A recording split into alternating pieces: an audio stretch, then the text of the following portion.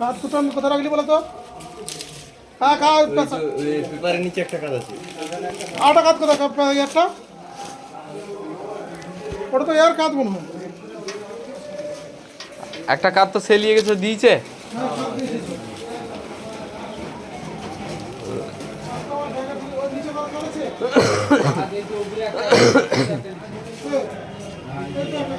সত্যি না, চোখেও দেখেনি। পেপার রাখা আছে না? পেপার আগে দেখতে হবে নি, ওটা পায়ে পড়লে ফাটে যাবে, পাটা চলে যাবে, দেখে না কাজ করলে।